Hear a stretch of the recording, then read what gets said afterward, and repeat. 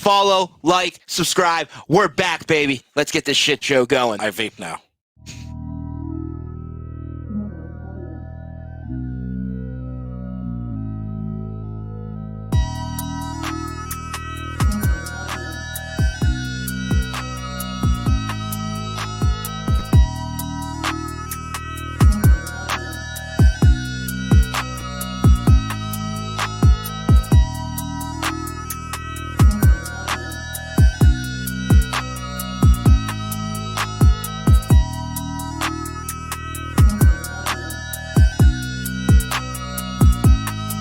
Disconnect between the head coach and the GM. Because and when you have Howie's vision. No, Howie's a freaking moron. And there's a reason why. Howie, you got a moron. Are you ever gonna let me freaking talk? God damn, bro.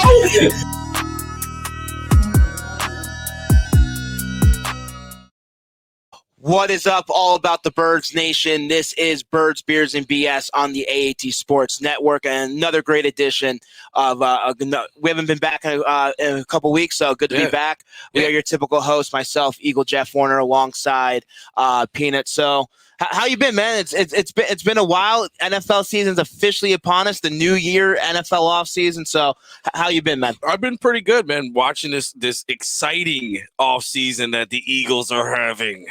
Yeah, we'll get into that in just a few moments. We'll discuss the Eagles offseason, maybe talk a little bit about the upcoming NFL draft. Also, my wife wanted me to bring this up, but we'll discuss a little bit later on. There was a certain Philadelphia Eagle in the limelight in the national spotlight this week. I heard. We'll discuss that a little bit later on, but we do have a special guest to the program, ladies and gentlemen. We would like to introduce our friend of the program, Jason Voorhees. He is the founder and co-owner of Sports and Metal Podcast, also the co-host of Drunk on Ice Pod with the Drunk on Broad guys. I've good friends of the all AAT Sports Network. You can follow him on Twitter if you want to hit him up at Mustang3651. Again, Mustang3651 on Twitter to get his insight and all the things that he has going on in his life. So, Jason, thank you for joining the show. Welcome to the shit show. Oh, guys, I'm honored to be on here, man. I first time ever on the show, and I'm just like, it's an extreme honor. You guys do a tremendous job. Like, I like the fact that you guys are just like regular guys and you just keep it real. You don't try to like put on, a show. You be yourselves. And that's what makes podcasting to me, so great, that you can actually just be your own person and not have to try to be fake like a lot of the radio shows out there today. So yeah, why try being fake? They wouldn't accept us anyways. that and thankfully we don't have to worry about any FCC rules. So yeah, fuck them. There you go, man. I'll say, gentlemen, it's a lot to dive into. I'll say it's been a busy 2 weeks for the Philadelphia Eagles. Might not be the offseason that a lot of people expected, but look, day one of the NFL free agency, they made a splash with signing pass rusher Hassan Reddick to a 3-year, $45 million contract. Edge rusher brings us a little bit of an upgrade with the pass rushing situation on that defense, which lacked last season. So, Jason, since you're a guest of the show, I want to get your quick reaction. What were your thoughts of the Eagles bringing in Hassan Reddick? A positive, negative? You think it was the right move on their part? Did they overpay? Give us your thoughts. Well, honestly, first and foremost, my first reaction was actually excitement, because I've been saying for the longest time, and listen, we know that the Eagles have a lot of holes. I know a lot of people were ultra super focused on the wide receiver position, and rightfully so. Yeah. But to me, the biggest need and the biggest thing that this team has been lacking for probably 10 to 15 years, in my opinion, is a stud pass rusher. Hassan Reddick, to me, is a guy that he's the perfect age. He's just come, out of it, obviously, his rookie deal. Now this is his second, obviously, contract. And he's looking to kind of go to the next level. And we saw it last year with 12 and a half sacks. Like, I'm excited about having a guy that's going to be able to get to the quarterback. So, yes, I was very happy with the move. I don't think we overpaid. If you look at a lot of the contracts out there that were signed by other defensive, linemen, I think his contract is pretty fair. So, that's my initial thought. Yeah. Peanut. I think he nailed it right on the head, man. It was a necessity. It was and you're right. The holes that we have on this team are numerous, but it was a major blaring weakness on the defensive side of the ball. To have someone like that guy, I mean, yeah, obviously that's a major upgrade. So yeah, I think Jason nailed it. Everything he said was exactly what I think at least 99.9% of the fans that know football are gonna say. What do you think? Look, it was. I agree with both of you, gentlemen. It was a tremendous signing on the Eagles' front to address a very glaring need. The Eagles' defense, especially, I don't feel we've seen too much of what Jonathan Gannon's been able to bring to the table just yet, because I believe he has the lack of personnel.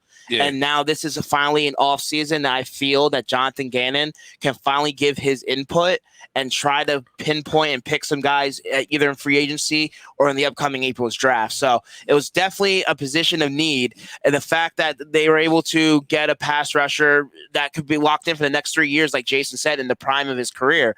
Yeah. Look, Brandon Graham, he had a major serious injury last season. We don't know what type of player he's going to be, whether he's going to be coming back this season or not. Right. Josh Sweat, they gave an extension, but honestly, in my opinion, he's a guy that wore down towards the end of last season. He's a guy that you can't rely on to be a 3-down defensive lineman. He's a rotational guy. Yeah, well, I feel it's a little bit more than a rotational. He's primarily in pass rushing situations, but he's made some plays in the run last year, but I just feel his body is not. The wear and tear in his body really wore him down towards the season. And then what else do you have behind them two? Well, they bring back Derek Barnett, which we'll get into in a little bit. But so we'll get into that in a little bit about the other Eagles acquisitions. My interesting thing is when it comes to this Hassan Reddick signing is how ideally are they going to use him? Everyone expected when they signed him that they were going to list him as a defensive end. Right. They listed him as an outside linebacker, which, yes, he's played in a 3-4 as a pass rushing specialist in the 3-4 system. Right. And last year with the Carolina Panthers, he played a 4-3 as an outside linebacker. He's going to bring on that more that Joker role that we had with Chris Long and that we had supposedly we're supposed to have with Ryan Kerrigan. So who? Exactly. So it's very enticing and be very interesting to see how they utilize Hassan Reddick, because he's obviously a guy, if they're listening at linebacking position, he's not a guy that you can rely on in coverage. Okay. All right. That's fair to say. That's fair. I mean, he's a major upgrade from what we had there prior. So. Oh, absolutely. He's a guy that has had back-to-back double-digit sack seasons, and that's something we have not had since Trent Cole. Trent Cole, in the prime of his career, I think was the last Eagles defensive end that had back-to-back double-digit sacks for the Philadelphia Eagles. So it's definitely I'm excited. And the fact that we were able to pick him up because he's a local Philly guy. He wanted to come home. The contract made sense for both sides. So it's definitely a good start. But after that, gentlemen, we going to this offseason, we expected an extremely aggressive offseason for the Philadelphia Eagles. We expected them to go out there and make some big moves like Jason brought up about the wide receiver position. All we kept on hearing all offseason, or once the offseason started, that the Eagles were on this guy, the Eagles were on this guy, the Eagles were on this guy. So I feel that they're trying to make moves, but ideally, I don't know if it's management, the players, or what, but they're not getting the job done. So they were able to re-sign. They were able to sign wide receivers Zach Pascal to a 1 year. The amount's not disclosed, but he's not a need. He doesn't move the needle, gentlemen. He's a guy that blocks. Is he really better than what we have currently on our roster with Quez Watkins or whoever we else have? Well, obviously, I think he's better than J.J. Ortega-Whiteside, but you see these numbers that, look, Jalen Reagor and him were easily comparable when it came to a lot of the stats and their snaps and things like that. Right. And he's better. He's better than J. Jaw. He's more reliable than Aguilar. Jesus Christ, Wrong dude. yeah, he's better than. I honestly think it was a good signing. It wasn't a splashy signing, but all in all, I think he's familiar with what the coach wants. He's a dog, like he's one of those competitive people. So I don't love the signing, but I see why they would sign him. And everyone's saying that the Eagles haven't been aggressive. They have been aggressive, but I mean, in order for us to sign a receiver, they haven't been too aggressive. Well, what I'm saying, they went after Ridley. They had interest. Right. They had interest, which is a little bit different than being aggressive. Aggressiveness is them going all out to get to get the guys that they absolutely want. In order to get the guys, they got to want to come here. And I think given the quarterback situation that we have now, which is uncertainty, you know what I mean? What receiver is going to want to come here on a 1-year deal, a 2-year deal, and then possibly not? We're a running football. You know what I'm saying? Like, we're a running football team. We have questions at the quarterback position. It's going to be kind of hard to persuade people to come here unless we start throwing dollars at them. And at this point, we're not in a position to do that. So I think the Eagles and the front office, excuse me, I think they tried, for a lack of a better term, but you got to understand the climate that we're in right now. Right now, we're not in a position where receivers are just like dropping everything to come to play for us. And I think we're giving the front office a little bit too much slack, but I don't know. What do you think, Jason?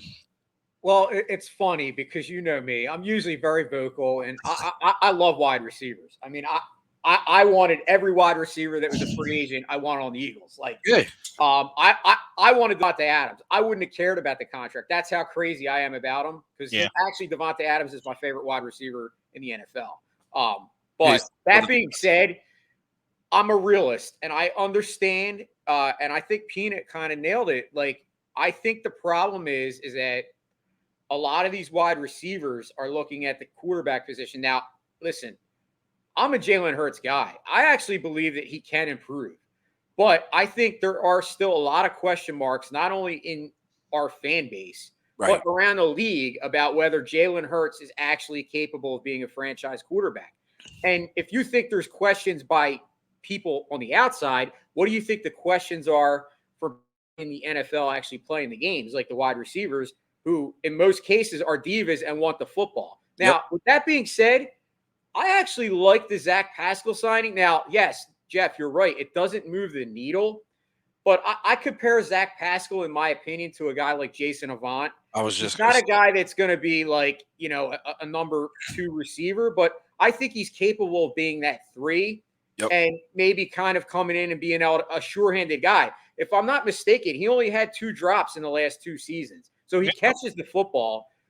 He's played under Nick Sirianni, so he knows the system. I realistically believe, and this is just my heart of heart opinions, and I know it's probably not a popular opinion, but I think that Jalen Reagor, I think this is the year that he's either, well, obviously he has to. He either comes out or he doesn't. But I think he is going to show improvement this year. And I think the Eagles are realistically looking at this as a longer-term thing. And I would not be surprised. I said it on every one of my sports and metal shows, and I've said it on DSM. I've said it everywhere, pretty much. Now you said it here. Howie Roseman is drafting a wide receiver in the first round. Boom.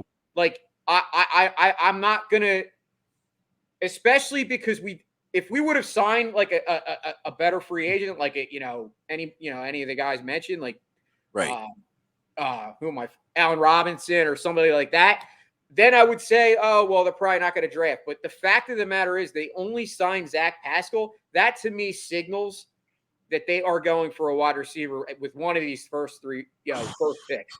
Or the only other thing that I could see them doing is possibly trading one of those 3 first-rounders to get a guy like DK Metcalf. Now, I know that they were in on Calvin Ridley, and I believe that they did make an offer.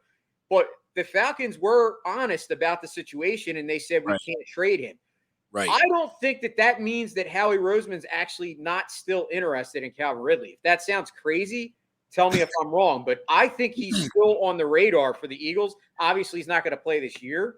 But I think he's going to be on the radar, but they're not going to give up a first-round pick for him. Obviously, it's very difficult for a lot of players being out for a year or longer for any unnecessary reason to come back. So I would be happy to try to get Ridley if it was a lower compensational type of pick. And I agree with both of you gentlemen. Like, look, Pascal, he's not the worst free agent signing. Like Pete, you said, he's a guy that knows the system. Right. He's familiar with Sirianni. Actually, the reason he came here is because Nick Sirianni texted him because for some reason I think Sirianni thought he was signed or wondering if he had interest or anything like that. So he reached out to him and said, hey, come to Philadelphia. Yeah. He was a guy last year that had 38 catches for 384 yards and 3 touchdowns with a disappointing quarterback with Carson Wentz. He's definitely a guy with his size and his ability. He fits well in the slot to go up against the mismatching.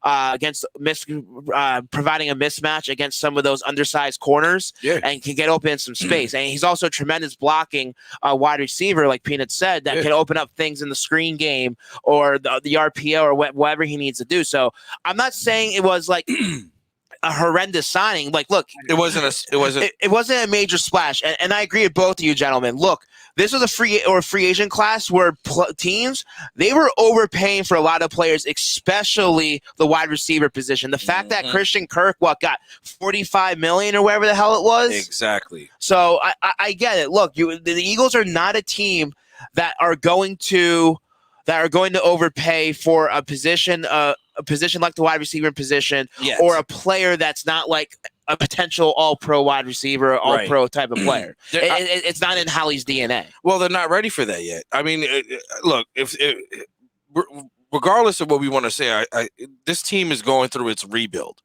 And I wouldn't say it's a rebuild. I would say it's a retool. Look, this was a team last year that was expected to win less than 5-6 games, I think was the over-under in Vegas. Right. They were a team that won 9 games and made the playoffs. Yeah. So I don't really consider this a complete rebuild. I see it as a retool. I feel this team has some pieces in place.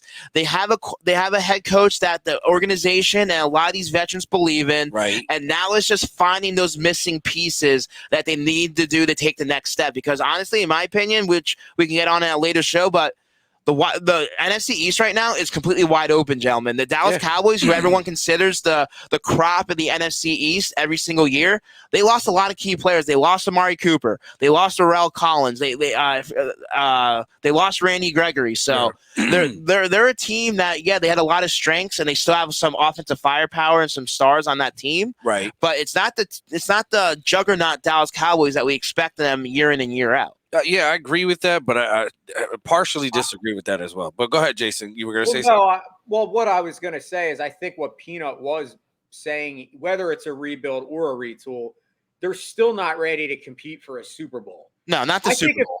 I think if they were ready to compete for the NFC, then maybe they did. Then maybe they do overpay for a wide receiver. But I think the point of the matter is right now, I think they still want to stay young and they want to put their money where – we know how he values the trenches very much. Yep. And obviously we signed Reddick, and that's not a huge contract. So you still have a good amount of money left in the cap. Right. But what I could see happening is I think Howie Roseman, we all know that he's always aggressive. Now, he hasn't been aggressive in free agency, but that doesn't mean to me that he's not eyeing up some kind of a trade or some type of needle-making move where we get some superstar. To me, it's too quiet almost. It seems like there's something coming. Because if I know Howie, Howie's not going to – he knows that this is a big season for him, even though he just obviously re-signed the contract. And we all know he's basically Jeff Lurie's adopted son. I was going to say he signed a contract in blood.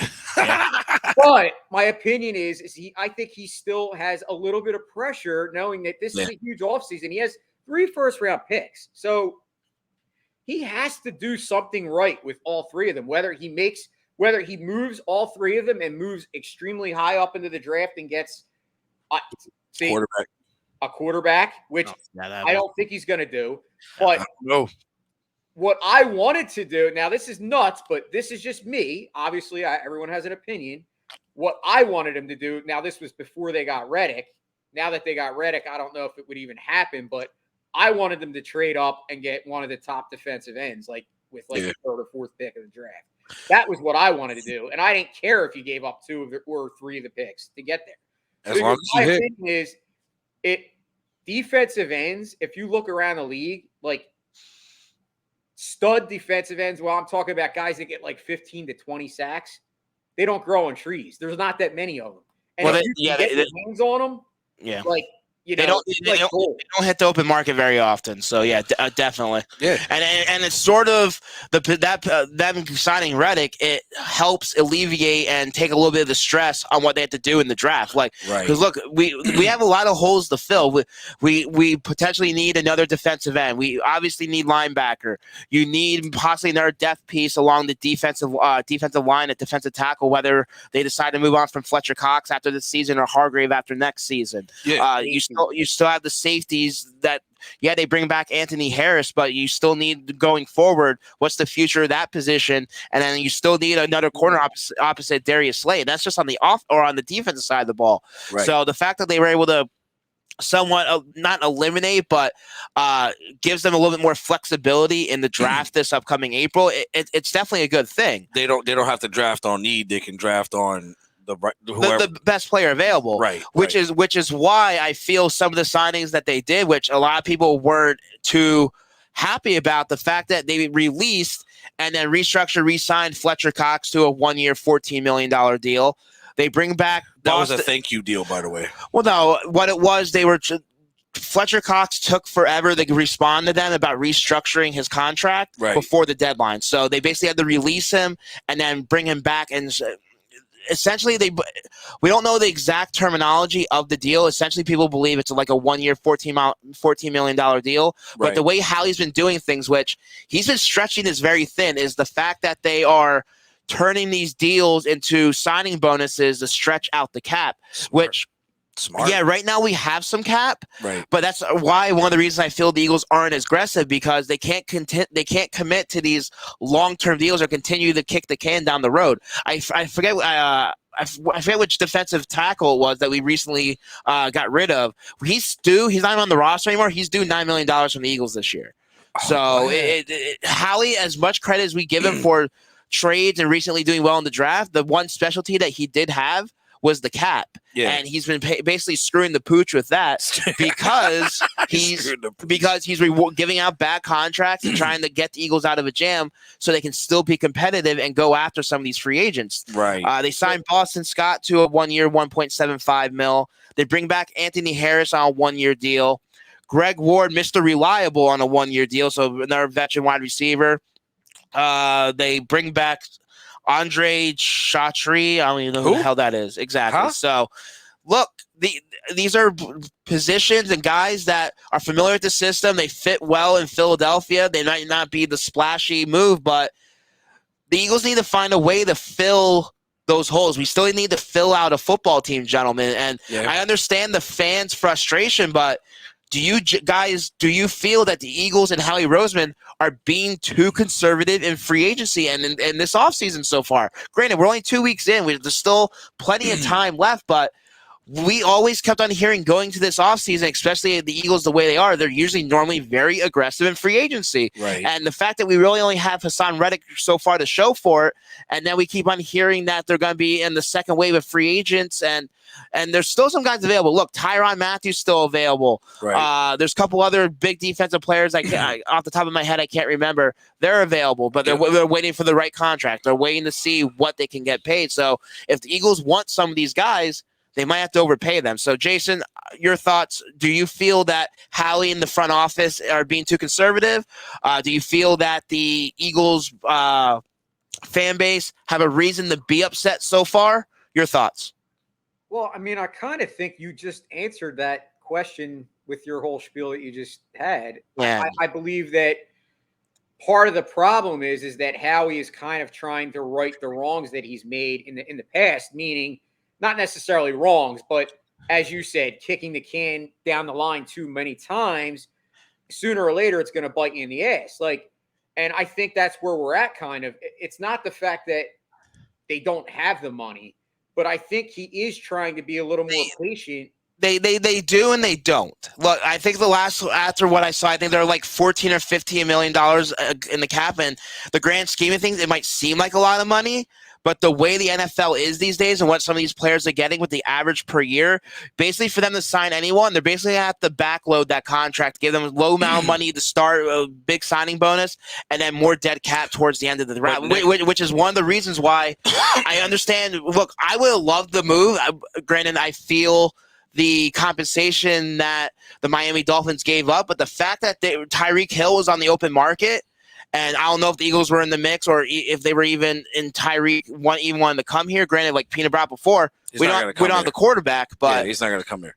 We even if we made that trade, I honestly don't feel we would have been able to make that contract work. The fact that he's getting $25-30 million a year per year or something like that. Question: Do you think the only reason I don't buy that that Tyreek wouldn't want to come to the Eagles because of the quarterback situation is that Miami's quarterback situation isn't much better than the Eagles. Like, but they have a lot of offensive firepower. Plus, it's Miami. There been a team. Key West, he's probably partying down there. He basically said in his press conference, like, look, Miami was basically my only destination I wanted to come to. He's from there. He's there all the time. So ideally, he wanted to quote unquote go back home. And I agree with you. Their quarterback situation isn't the greatest, but I feel their offense is a lot better than our offense currently. Well, they have Gesicki, they have Jalen Waddle, they have Gaskin at running back. So, yeah, they might not have the quarterback, but they still have a lot of other pieces on that offense that they could put up some points. Plus, they're committed to Tua. You know what I mean? The Philadelphia Eagles, listen, the front office is not committed to Hurts. Right now, Hurts is the best person available at the time, and I think wide receivers see that. Plus, it's Miami. Next year he'll be locked up for partying at some strip club and slapping a stripper. I guarantee it. That's my lock, Johnny. That's my lock. He'll get locked up slapping someone in the face. I'm joking, but the whole point of it is first of all, the salary cap's going to be different next year, correct? Do you guys feel like maybe Howie's just buying himself some time? It goes up. Right, so it goes up. It usually goes up almost every year. So we see a lot of these 1-year deals. We see a lot of these 2-year deals. And maybe I get the whole kicking the can down the line, but maybe Howie knows, hey, next year I have a lot more money to play with. Let's just do this for this year. And then he's just buying himself some more time to make that splash. You know what I'm saying? Well, that and also the fact that if we do use all 3 first-round picks, I think first-rounder salary this upcoming season is between $8 and $9 million. Oh, so that's also another reason why I do agree with you, Jason. They're not using all 3 first-round picks. I feel either, like you said, move up that they got a player that they absolutely want that potentially might drop in the draft, or trade back one of those picks, get another first-round pick next year. And if Jalen's not the answer, that's what I think. Yeah. I'm not gonna lie. I would not be shocked if they trade 2 of the first-rounders back to next year. Because I really think that I agree with Pina. I don't think they are. They could say all they want that Hurts is the guy, but the fact of the matter is they tried to go get Russell Wilson. Now, who wouldn't? Who wouldn't try to get him? Yeah. How we would be doing a disservice to the team and to the city to not try to get better at the quarterback. Anybody, you should want your GM, and that's why I get frustrated because everyone tries to cause or manufacture a quarterback controversy. When the fact of the matter is, Jalen Hurts is who he is. He's not great. Nope. Can he get better? Absolutely. I think it's naive to just say Jalen Hurts can't get better. I think that's, first of all, I think it's lazy. Second of all, I don't think it's totally true because I think part of the problem too is you got to remember, and I'm not saying that good quarterbacks can't elevate the other players, but it kind of goes hand in hand. Yeah, you got to admit, Jalen Hurts did not have a lot of weapons. Besides Devonta Smith and Dallas Goedert, who the hell else does he have? I mean, Miles Sanders, towards the end of the year, played better until he got hurt. He didn't even have a freaking touchdown. He didn't do anything as far as a receiver. He did all his damage on the ground. Yep. And frankly, Kez Watkins, I mean, everyone raves about the guy, but I still don't see anything out of the guy that makes me say, man, this guy's like a number 2 wide receiver. I just don't see it. So my opinion is that we can bash Jalen Hurts and we could say, oh, he doesn't have arm strength.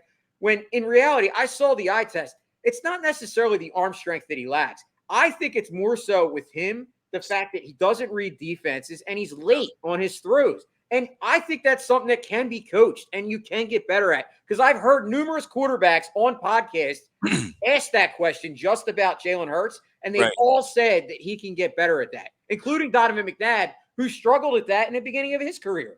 Yeah, I agree with you. He could get better. I'm not, but the fact of the matter is, we're now his third season. Going in his third season, granted his first full season as a starter. And look, these are continued. The only downside of Hurts, I agree.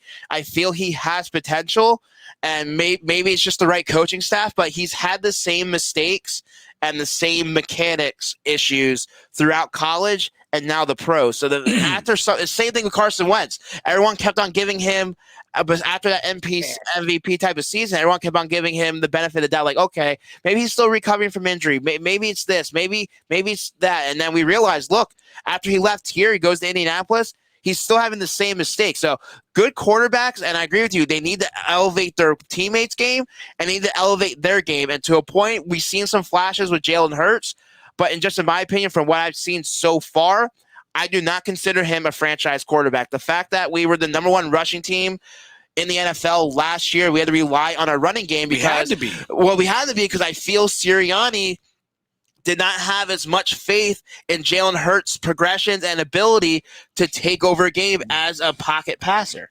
To piggyback off what you both said, first of all, I get the whole you can coach that, Jalen Hurts' father is a coach, so he's been coached his whole life. Yeah. And you're right. We're seeing the same mistakes, the same situations happening over and over again. So you're talking about a kid that's probably been coached since he's been a kid. You're talking about a guy that has the same attributes. Gifted beyond all things, he is athletically. But when it comes to certain mechanics, there's issues. It's okay to dump the ball off for 5 yards. It's okay to throw the ball to your tight end for 2 yards. You know what I'm saying? I think there's certain things that quarterbacks have that Jalen lacks, and I think the front office sees it. So my point being, I don't think he's as coachable as people really think he really is. I think the mistakes that he makes are going to be mistakes that he's going to continue to make. It's almost like Brett Favre. Brett Favre was one of those guys. Like, you couldn't coach Brett Favre. He was just going to go out there and do his thing. And am I dating myself by saying Brett Favre? Like, hey, Jason, how old are you? I'm 45, bro. Oh, so fuck yeah. He knows what I'm talking about then. There's certain guys that you just can't coach that become legends because of that situation. But 90% of these quarterbacks that can't be coached and can't take the coaching, you don't remember these guys. You know what I'm saying? You don't see these guys. And I fear that Hurts' issue is he is coachable, but he's not. There's things that he just can't change. And you know what? Like I said, I think everybody has an opinion. I guess maybe I try to be. You're a little bit more optimistic. Usually I'm negative, which is funny, but I'm trying to be optimistic with Jalen Hurts. And listen, I'm not. Every time that I make a comparison, I hate when you go on Twitter and you do it and people just trash you and they don't understand what you're trying to portray. Right. The guy I'm talking about that actually did better in year 3 after really playing piss poor in his first 2 seasons was Josh Allen. Now, listen, I'm not comparing Jalen Hurts to Josh Allen. Josh Allen has superior arm strength to Jalen Hurts. Josh Allen has, better accuracy, release, exactly. But what I am saying is that Josh Allen still struggled with mechanics issues, not the actual physical ability and the athletic ability. Right. So what I'm getting at is I'm thinking that it could be, but if it doesn't happen this year, obviously, yes, then you're right. Then maybe he is what he is and he'll never get better. But I'm hoping that being that last year was realistically his first year, even though he played 4 games in the year prior. I agree with that. It's still his first season. I'm hoping that second year in the system, hopefully what they say about him is true, that he's a student of the game. Hopefully he's out there getting, prepared for this moment. And maybe he just gets better. But my point is it doesn't matter if he gets better if you don't get him some weapons. And that was the thing with Josh Allen. As soon as they were able to trade for Stephon Diggs, that offense, it was on fire. Nothing against the guys like Cole Beasley or whoever else Josh Allen had on that offense, but nothing compares to having that deep threat like Stephon Diggs that can be that game breaker and open up the offense and keep opposing defenses on their toes. So it's something that we definitely need, and we're hoping Devontae Smith can finally turn into that. And the fact that he's going into his second year, these guys are building that chemistry a little bit more under this system and with Nick Sirianni. Hopefully it's going to be a breakout season for both of those gentlemen. But I agree with you, Jason, that look, we have to give Jalen Hurts the opportunity. And the one positive thing that definitely goes in his favor, and the reason why I feel the Eagles weren't as aggressive for another quarterback, is the fact that Jalen Hurts is still on his rookie contract. Yeah. With us being somewhat strapped to cap as much as we are and not being able to give those long-term deals, the fact that Jalen Hurts is still on his rookie deal for 2 more seasons, this year and next year, it's definitely a positive thing. And if he's not the guy, then maybe there's another veteran quarterback in the market we can possibly trade for, or we're in the thick of things for maybe one of the top NFL prospects in next year's draft. Because look, nothing against this year's draft. It's very slim picking when it comes to the quarterback position. The 2 guys that you keep on hearing about in the first round is Malik Willis and Kenny Pickett. Yeah. So those are the 2 guys that are been fluctuating up and down everyone's draft boards. It's going to depend on people's pro days, their eyes, their needs. A lot of things are going to happen. It's going to be interesting when it comes this coming April in this draft, with the Eagles having 3 first-round picks, and it's going to be interesting to see what they decide to do. I wouldn't be surprised if they take a quarterback in maybe the 2nd or 3rd round, but we'll see. I honestly don't feel as much as the hype that the Eagles, everyone's blowing out proportion. The fact that the Eagles took Kenny Pickett out for dinner.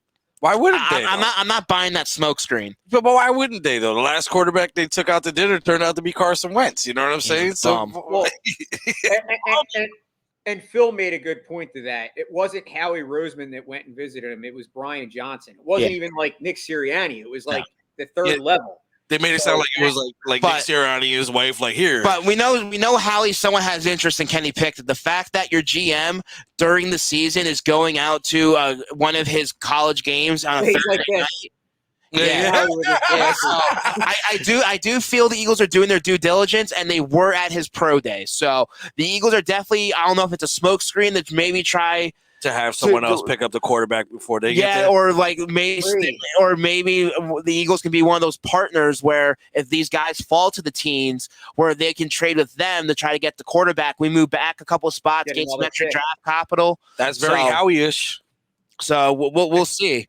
But look, the offseason, it's just beginning, ladies and gentlemen. A lot to get to this coming offseason. We have the NFL draft coming up in April. This team is far from over. The free agency, we're 2 weeks in, but there's still a lot of key good players out there that need some homes, and maybe they realize their value isn't there, and they decide to come play for Philadelphia. We fill some needs. Who knows? But maybe they decide they should be a little cheaper. Maybe. Hey, you can't blame them for trying. Look, hey, I'd do the same fucking thing if I had the chance. A lot of these players, they're on the past their prime, tail end of their careers. They want to try to get that last final paycheck. But it's just interesting. Like, look, Philadelphia right now, we're not that. What's the term I want to use? When Andy was here, we were a destination. We were a team that and an organization that free agents wanted to come to. Right now, we're a question mark. And right now, it's a huge question mark, and that's why I feel the Eagles aren't as aggressive in free agency, or I should say, they're not aggressive. The fact that we're not signing these players is because we are not an ideal landing spot for a lot of these players, especially like you brought before, Jason, the wide receiving position. Nothing against Jalen Hurts. But if you have a chance between playing for Jalen Hurts or Aaron Rodgers or whoever, you're going to the better quarterback. Yeah, absolutely agree. So I have not a question, but I wanted to run this by you guys. Don't you think it's a little funny that most, and I'm not going to say all, but all right. So I was a Carson Wentz stan. I love that dude. I used to stick up for him. I used to get in fights, even almost all the way up to the end. I would battle to the death to protect Carson Wentz. Yep. Now we're 2 years out now. You see how his career ended in the Colts after one season. Don't you think it's crazy that we were all complaining and saying, man, the Eagles front office is nuts. They got rid of Carson Wentz, blah, blah, blah. And here come to find out, the issue wasn't the Eagles front office. The issue was Carson Wentz. I'm glad you brought that up. Because think about it. Like the guy, and listen, he has talent. I'll still say Carson Wentz in 2017, would have been the MVP had he not got hurt. Yep. And had we not had Carson Wentz, we don't win that Super Bowl. Let's face it. He was partly responsible. Yes, Yeah. Nick Foles won in the playoffs, but Carson Wentz had a great season, his best season ever. He has the talent, but Carson Wentz, the person, it's obvious that he has personality dysfunction with front offices, because for an owner to do what Ballard did, or what he had Ballard do, and basically they traded a first to us, and then they basically get 2/3 back for Carson. So you went backwards twice in one season. That to me tells you all you need to know about Carson Wentz. And I think a lot of the Carson Wentz issues to me are similar to Ben Simmons. I think Carson Wentz is not fully vested in football. I think his mind, I don't think he's 100% in on playing football. I think I don't want to say he doesn't care. The guy is a great human being. I know he's a Christian. I know he has a lot. He does a lot in the community, and I'm not talking about that side of him. Right. I don't think he has the drive, and he doesn't have the heart to want to get better. And unfortunately, a lot of times in the NFL, that's what separates the good from the elite. Yep. Yeah. Because the elite players are guys that have that killer instinct. They have the confidence. They have the wherewithal, and they have the drive to want to play and get better and be the best. And Carson Wentz doesn't have it. And it's the same that I said with Ben Simmons. Ben Simmons, I don't even think wants to be on a basketball court. I think he'd rather be doing other things. And listen, some people just are that way. But it's sad. It really is. It's crazy, because we were all freaking out on the Eagles organization and saying, man, they did him wrong. And right. Wow. Well, at one point, I think we started. All right, when it comes down to the quarterback position, you're right. It entangles all those attributes. But the one thing that makes the good from the great is always been one word. It's grit. Like, are you willing to go through this stuff? Are you willing to, when things are bad, are you willing to pick things up? Carson Wentz is not a picker-upper. When things are bad, it ain't my fault. It's the quarterback coach. It ain't my fault. It's the coach's fault. So guys like that, you don't even want on your team. And the one thing which brings me full circle, the Pascal, am I saying his name right? Yep, Zach Pascal. Pascal, the signings that we do have, including Barnett, and I know this is going to be a little controversial, but the signings that we have signed, these guys have that grit. They have that fight, that fire. As soon as Barnett signed his contract, I'm sure he got called for illegal hands to the paper. I'm sure that happened. I'm sure they threw the flag out there like, no. That and the Barnett signing, the fact that they're not disclosing the amount of money means the contract's not that big. So they're not bringing Barnett to come in here and start. They're bringing him as a rotational piece, hoping Brandon Graham, Josh Sweat, and Reddick are the guys. So what I think that the Philadelphia Eagles are trying to do, and what it is you're trying to build your foundation on rock instead of sand. So you're trying to change the whole basically culture of whatever the team was when Carson Wentz was here. You're trying to let's X that shit out. We want nasty people on defense. We want dogs on offense. We want people that are going to block. Like we want, basically what we want to do is change the culture of what the Philadelphia Eagles used to be. And in order to do that, we have to take this year, instead of having the big signings, instead of doing this, we need to do is change the culture, sign people that are going to be in the locker room so that becomes infectious. So that when Zach's out there, and who has a marvelous story, I don't know if people looked into his whole story or anything, but it's definitely a look. Change the culture of the team first. After the culture's changed, at that point, like guys that didn't matter or weren't doing things, they start to change. And then the year after that, that's when you start really starting throwing money on things. And that's when you start moving forward as a team. And I'm not trying to give Howie too much credit. Trust me. I mean, you love Howie. I love Howie. I'm a Howie. Anytime I bash Howie, this dude's all up freaking Howie's dick. I'm a Howie maniac, I am. I like Howie. I like Howie because honestly, like, he's the only general manager that's ever brought me my Super Bowl. By the way, yeah, because I played on the team.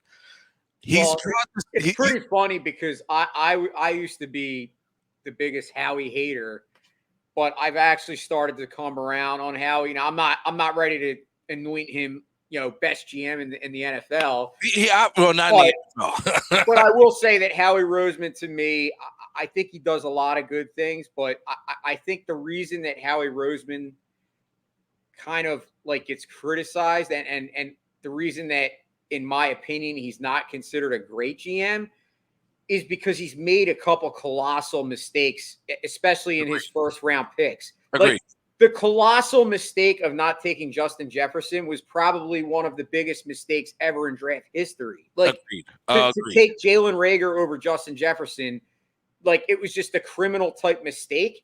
And that's why it's so magnified.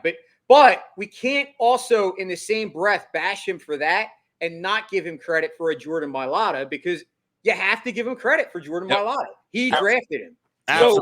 Absolutely. And look, and every GM misses. It's not like the only reason why we scrutinize Howie is because he's our GM. Yeah. It's not like, hey, look, we could have Matt Millen all those years with the Detroit Lions where they kept on missing out wide receiver after wide receiver. At least we weren't that bad. At least we're still a competitive football team. And Howie, look, I give him a lot of crap, but he, over the past few years, he's starting to pick things up. He's starting to put things in place. Granted, the cap situation has been a little bit of a hell right now, but you can't completely blame it on Howie. No one expected the world to change for almost 2 years when it came to the pandemics. That screwed everything up, screwed up the revenue. It screwed up a lot of things. So, look, Howie's come along. He brought us a Super Bowl. Yeah, does he have his flaws? What GM doesn't? So, and the fact that, look, last year's draft on paper right now, and we actually got guys that were able to contribute, could be his best draft. So, look, let's see what happens come April with those 3 first-round picks and all the draft capital that we do have. But look, yeah, we can pray. But look, you bring up a good name, segue into our next little mini topic, because my wife, who watches the show, she had to have me bring this up. But I don't know if you guys watch the show on Fox called The Masked Singer. There was a certain Philadelphia Eagle this past week, which has been speculated for a few weeks. My wife is on all those Reddits and those dirt sheets when it comes to these type of shows, and it's been speculated from the clues that they were. It could have been this person, which it ended up being. It ended up being Jordan Mailata was on The Masked Singer, and look, the dude has some chops. So let me give you guys a little sample of what he's saying. If you didn't love him, you're gonna love him now. Let me get that. It's coming up right now. Well, I found a love for me. Oh my God. Darling, just dive right in. Follow my lead. I found a girl, beautiful and sweet. I never knew you were someone waiting for me. 'Cause we were just kids when we fell in love, not knowing what it was. I will not give you up this time. Darling, just kiss me slow. Your heart is all I own. And in your eyes, you're holding mine.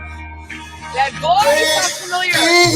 I'm dancing in the dark with you between my arms, barefoot on the grass, listening to our favorite song.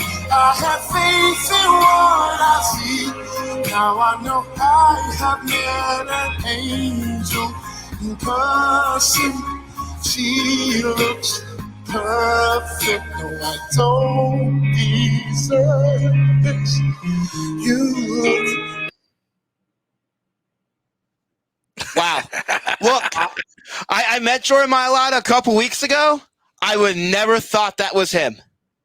I mean, unbelievable. Like, Right?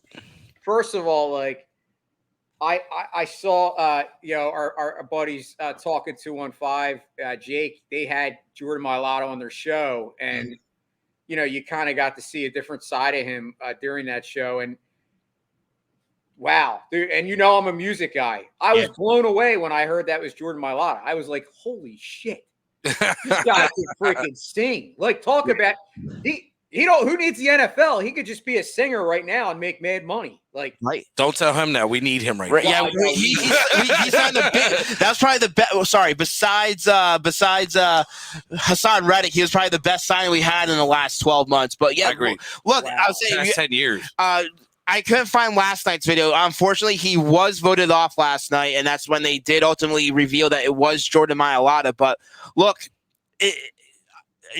there's a video out there. Apparently, everyone knew about it, at least his teammates. Every year when they have the rookies, they always do that, like, not hazing, but they do like that team building thing, and they usually make the rookies do like some type of karaoke. And usually most of these guys suck. They're like not laughing at them, but like having a good time laughing because most of these got up there with the ukulele. Yeah, he gets up there. Don't be me up there. Yeah, he sings. Everyone's like, and everyone was astonished. My wife showed me the video of it. It was absolutely incredible. So yeah, if football doesn't pan out, the dude has rugby. The dude can be a singer. The dude's a jack of all trades right now. I'm just glad he's playing left tackle for our Philadelphia Eagles and blocking Jalen Hurts' blind side. Shout out to Mailata, man. Absolutely. So. Look, I'll say it's been a great show, ladies and gentlemen. We appreciate everyone for tuning in to another episode of Birds, Beers, and BS. Jason, I don't know when we'll talk to you next, but I'll say you want to give any final thoughts, maybe what you think the Eagles might do in the draft, give us a few of your predictions or whatever you might want to say. Well, just final thoughts on the draft. I mean, obviously, I'm hoping that I'd like to see him take another wide receiver. I actually like, in my opinion, I know a lot of people say Chris Olave is the better guy, but I like Jameson Williams, and I always have. Yeah. I think you go with the Alabama guy, and I know it's the ACL injury, and I'm thinking that could be a blessing in disguise to make him drop to us, because I think if he hadn't had that ACL, I think he goes at least top 8, right? Maybe even higher. So I'd like to see them come away with either a wide receiver. I'd definitely love it if they would draft Lloyd. I know they haven't drafted a linebacker in the first round in forever, but 70s. I love me some Lloyd. I also like a Jobo. So I mean, if we can get just 2 really great players and possibly trade the other one back for next year, I mean, we all want them to take 3 first rounders, but I got to look realistically. And if I don't think the quarterback's the right move, then I'm looking to maybe get another first for next year. Yeah. I don't know how that happens, but we shall see. Other than that, I'm excited. I'm excited for the Eagles. I'm also excited for the Phillies. I know this is an Eagles show, but hardcore excitement here. It's Birds, Beers, and hardcore excitement for the Phillies right now going on, guys. Nice. Yeah, that lineup is nasty. Probably besides them in LA, probably the 2 best lineups in all Major League Baseball at this current moment. Yeah, absolutely. So, yeah, definitely, I'll say if you're not an Eagles fan, make sure to check out Jason's new show, Drunk on Fightins, with the Drunk on Broad gentleman over there. So, definitely a lot to check out. You can follow him on Twitter at Mustang3651 and a couple of his other podcasts, Sports and Metal podcast, Sports and Metal, Drunk on Ice Pod, which, granted, the Flyers have been kind of sucking lately, but hey. Someone got to talk about it. Yeah, exactly. And you can also check him out on our friends on DSM Media Mornings with our friend Phil Stifle, trending in the AM podcast. So make sure to check out Jason and all his podcasting work. He does a tremendous job. He's around all the podcasting circuits. He has to bring a lot of great insight and information to all the shows that he's a part of. Yes, sir. Again, Jason, guys, man, I once again, thank you so much for having me on. No problem, man. Anytime you want to come on, just hit me or Pina up. We're glad to have you on. Talk a little football, talk a little Eagles, whatever how we decide to talk about. We can talk some Flyers, talk some Phillies. We can talk some Batman. Yeah, We can talk whatever the fuck we want. We're flexible right now. So Batman, if you haven't seen it, I gave it a 9 out of 10. and we saw it opening week. It was pretty incredible. Yeah, it was. I'm not a DC guy, but as far as the DC movies, that was probably one of the best. Go on YouTube. There's a deleted scene of I the saw it with Joker. That blew my mind. I shared it yesterday on my page. If you That haven't seen was it. awesome. But yeah, I'll say again, thank you to everyone for tuning in. And make sure to check out our website, aatsportsnetwork.com and aatsportsnetwork.com/shop to get all our Birds, Beers, and BS along with our other swag. Yo, rock that on merch. the aatsportsnetwork.com shop. Make sure to check out our friends at Statement Games for a fun free twist on fantasy sports. StatementGames.com. You have a chance to win some gift cards, prizes. So a lot of great stuff to check out. It is free to enter. Make sure to check them out. So, again, gentlemen, I am your host, Eagle Jeff Warner, alongside Pina and our good friend, Jason Voorhees. As we say to end every single show, drink 'em if you got 'em, motherfucker. Thank you. Are you tired of my cheesy Manscaped commercials that only talk about products that service your nether regions? Well, the brand new Ultimate Premium Collection is out. Snap your fingers and let's talk about it. Believe it or not, it's for a not-so-private part. I'm talking about a leveled-up hygiene routine with your favorite manly scent. This is an all-in-one skin and hair care kit for the everyday man and covers you from head to toe. Literally, Manscaped is trusted below the waist, now trust them with the rest. Join the 4 million men worldwide who trust Manscaped by going to manscaped.com for 20% off and free shipping with the code AATBIRDS. This package includes a lot of wonderful products, including Manscaped Body Wash to lather you up with their infused aloe vera and sea salt shower gel. It also includes a 2-in-1 shampoo and conditioner. It'll help clean your scalp with one easy step.